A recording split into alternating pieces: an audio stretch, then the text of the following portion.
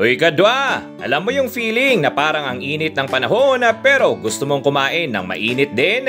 Ayan na nga, ang tanging pagkain na kayang pagsabayin ng pawis at sarap.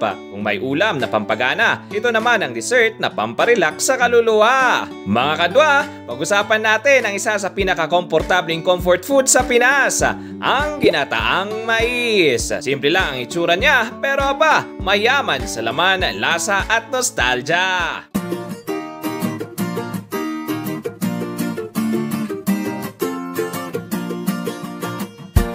Bakit nga ba tinawag na ginataang mais?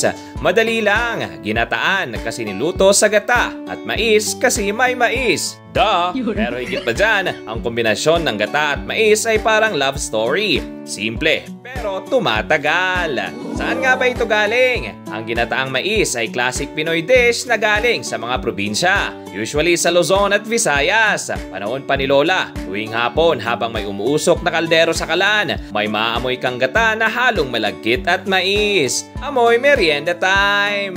Ano-ano nga ba ang mga ingredients? Madali lang din, kailangan mo lang ng mais. Siyempre, gata o coconut milk, malagkit na bigas, kaunting asukal at minsan evap milk kung gusto mong sosyalin ng konti. May iba pang ang nilalagyan ng latik para extra tita points.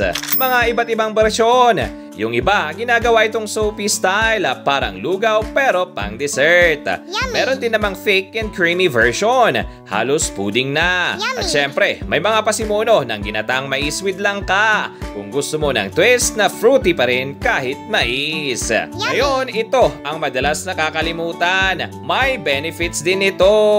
Energy booster dahil sa mais at malagkit. Punong-puno ng carbs panglaban sa antok. Good for digestion. Gatas, healthy fats at may fiber pa ang mais. Kaya busog pero hindi bloated. Mood enhancer dahil creamy, sweet at nostalgic. Parang niyakap ka ni Lola sa bawat subo. Dagdag kaalaman, alam mo ba? Noon, tinatawag ding mais sa gata ang dish na ito. Ginagamit ng mga lola natin to bilang pang merienda at minsan pang almusal kapag gipit sa budget.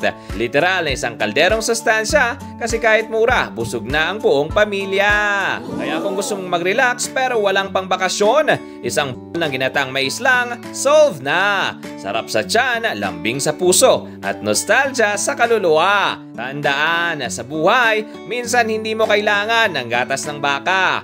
Gatas ng nyug lang, sapat na! Ang ginataang mais. Yummy!